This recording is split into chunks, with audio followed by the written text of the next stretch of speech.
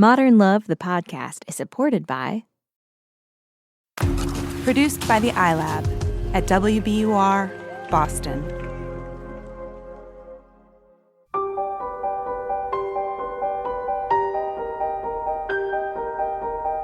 From the New York Times and WBUR Boston, this is Modern Love. Stories of love, loss, and redemption. I'm your host, Meghna Chakrabarty.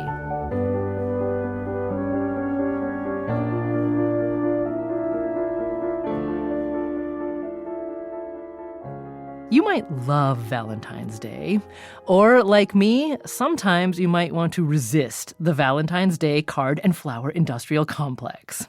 Well, however you feel about this day, we wanted to drop into your feeds and say thank you for listening to this podcast about love in all its forms.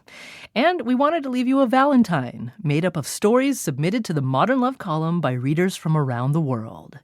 These stories are drawn from the Tiny Love Stories project, which Modern Love debuted in 2018, where readers tell a love story in no more than 100 words. So here are some of our favorites, read by the people who wrote them. Happy Valentine's Day. We met in Munich during Oktoberfest. I had seen him the day I arrived, a handsome stranger exiting the train station. That night we matched on a dating app, but didn't connect. The next day, in a mass of beer drinkers dressed in traditional German clothes, I spotted him above the crowd, giving a toast atop a bench. We were wearing identical lederhosen. I pointed at him, slightly drunk, and said, "Hey you, get down here." As he jumped down, he said, "You found me." I didn't even know I was looking for him, but 3 years later, I still have him.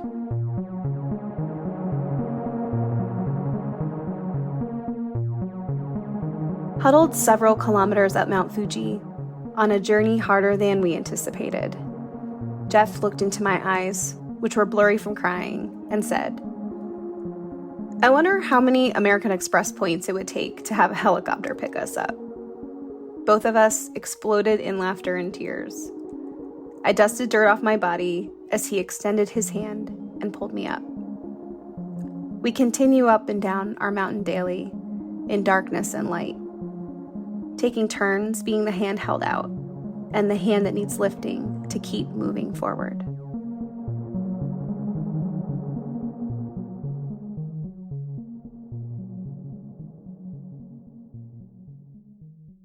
How to meet cute.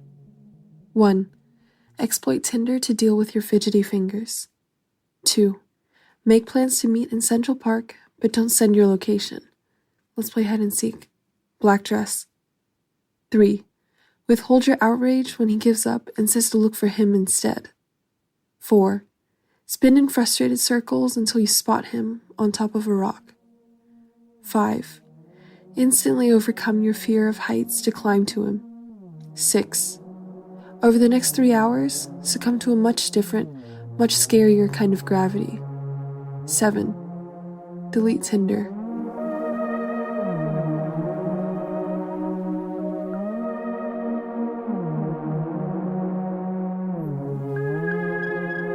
The sound of the garage door pulled us apart, a grating alarm signaling that his parents were home early.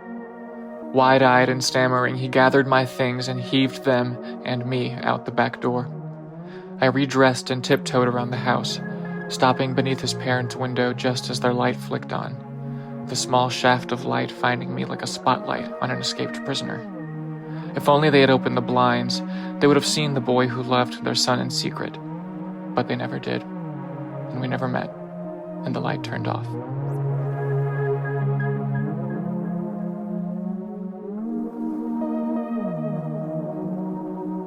The night you were discharged from the clinic where we had been both patient and prisoner, you tried to throw yourself into blinding headlights.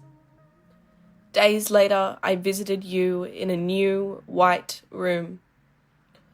You showed me a list of things you wanted to do. It was long, and I was relieved. You had written, "Kiss Greta," and I looked at you, surprised. That's when you checked off the first thing on that list, and I thought of time, how ours had intersected to produce an unpredictable bond and a happiness that we had missed for so long.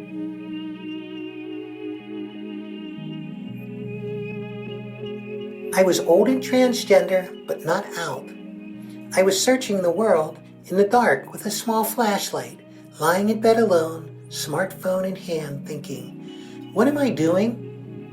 I downloaded an app and began writing. Does anyone want to talk to a trans woman? Before Diane and I met in person, she said, I thought maybe I'd meet a friend. I didn't think I'd find love. We found love. We dated. We married. I transitioned to live as my true self, and we started a new life in the light.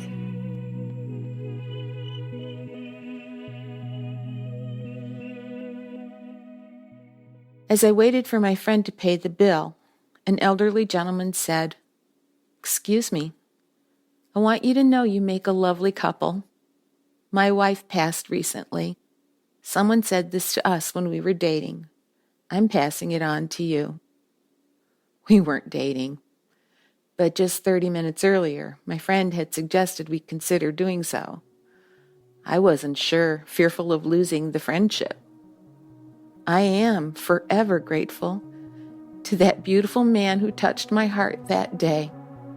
My friend, who became my husband, recently died. I am looking to pass the message on.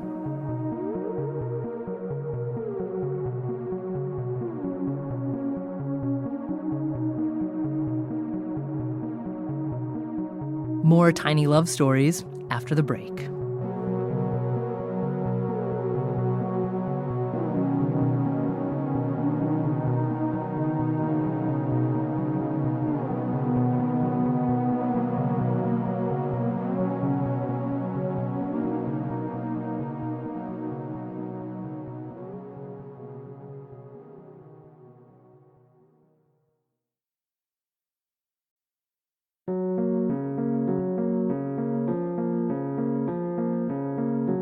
It was Valentine's Day, and I was his first girlfriend.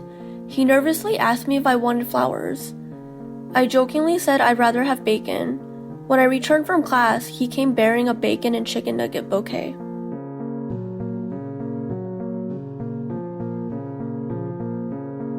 I fell in love with a boy when I was only 18. Both of us were raised in conservative Christian households, and I said, I do, at 20. 12 years and 2 children later, we're still in love. But I kept falling in love with other people too, so now we're polyamorous. I have a boyfriend, he has a girlfriend, and we share a relationship with another woman. I enjoy it, but what I think I like most is watching other people fall in love with the same boy I fell for years ago. It's like, yeah, you get it, right?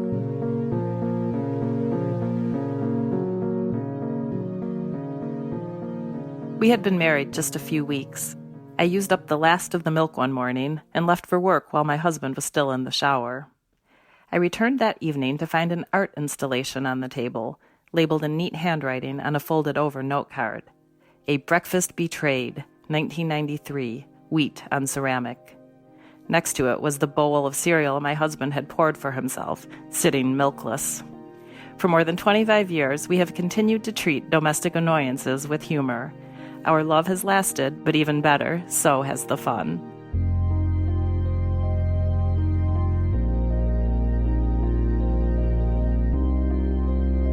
We've been married for 5 years and have 2 children. We rarely argue, but if we get into an argument in public, walking down the street or in a restaurant, Paul will drop to one knee, take my hand in his, look up at me lovingly, and ask, "Will you, please, forgive me?" Cars begin honking, people stare, and the waitress starts ordering a dessert on the house to my absolute horror. Reminded why I said yes to him in the first place, I say yes again.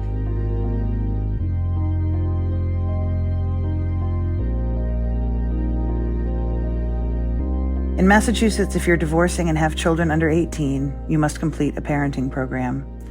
For 5 Wednesday nights, my friend and I were buzzed into the local middle school, where we sat at small desks among the other newly single parents. The crying blonde in scrubs, the angry landscaper, the excited executive. I brought gin in an orange Nalgene bottle. He hadn't eaten for days. On the night I saw my son's geography project propped up in the classroom radiator, we kissed behind the clothing donation bin, and I thought I would die of grief and hope.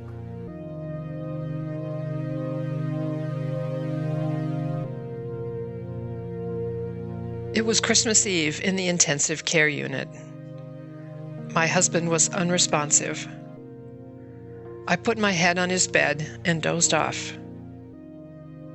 When I awoke, it was 2 a.m., Christmas morning. Death was coming, and I was afraid. I caressed his hand and talked to him.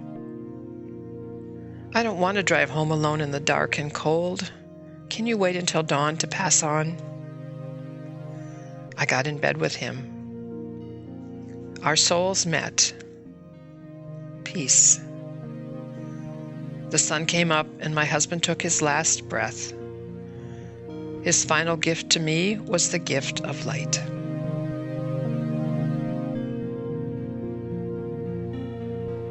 I didn't think I'd be dating in my 80s. My guy, pushing 90, is even older than me. Saturday nights consist of burgers and beers, SNL, and a shared bed. When we're not together, we're on the phone, worried when one of us gets sick, more worried than we were when we were young and immortal. He calls me his girlfriend. I call him my boyfriend. We have no plans to marry, live together, buy a house, have a baby. We don't think about the future, except to hope we'll be here tomorrow. It's now that matters. That's all.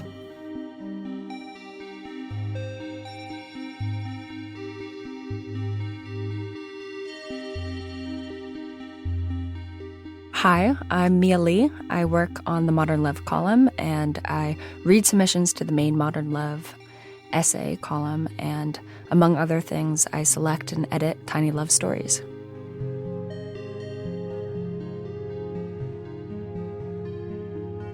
We get thousands and thousands of submissions to the Modern Love inbox, so it's clear that there are many people with stories to share, but we can only publish so many of them. So we wanted to create Tiny Love Stories in order to share more stories, and we were also looking for a new format. And Dan was really influenced by social media and how stories are shared in such a succinct way via Instagram captions or tweets. For a while, I think he was thinking of calling Tiny Love Stories Tweeted Love and having the stories be as short as a tweet or two. That proved to be a little too short. So now the word limit is 100 words. That's been proven to be just the right size.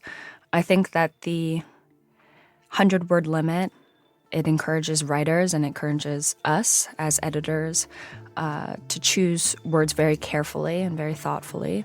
They kind of remind me of poetry in a way because they can either zero in on a very particular instant, a very particular moment or interaction, or sometimes they encompass an entire relationship or entire lifetime.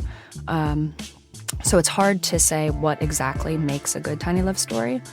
I think stories that are surprising, that aren't just the kind of standard, we met X years ago, she made me laugh, and X years later we're still laughing. That formula, I think, is good to avoid. If there's something that's really striking to you or that you just remember from a particular relationship or instant in your life, if it's compelling to you, it probably is compelling to others. So I want to encourage all the podcast listeners to submit to Tiny Love Stories. And we're looking for more submissions from writers of color to both Tiny Love Stories and the main Modern Love column. So please spread the word and please submit. Thanks so much to all of the authors of the Tiny Love Stories that we heard today. They include Ryan Leach, Carrie Ferguson, Lynn Wynn, Topher Daniel, Greta Kerr, Gia Sanchez, Kathy Caruso, Michelle Huang, Jennifer Martin, Mary Janovic, Lauren Gray, Bethany Groff-Durow, Kathy Lichtai-Makovsky, and Phyllis Raphael. Modern Love is a production of The New York Times and WBUR, Boston's NPR station. It's produced, directed, and edited by Caitlin O'Keefe. Original scoring and sound design by Matt Reed. The Tiny Love Stories project is headed by Mia Lee at The New York Times, and special thanks to Mia for making this episode possible. Iris Adler is our executive producer. Additional help this week from Catherine Brewer. Daniel Jones is the editor of Modern Love for The New York Times and advisor to the show. The idea for the Modern Love podcast was conceived by Lisa Tobin. Special thanks also to Julia Simon and Anya Stremian at The New York Times. Additional music courtesy of APM. I'm Meghna Chakrabarti. My other job is hosting an NPR show called On Point. Check it out in your podcast feed. Happy Valentine's Day. We'll see you next week.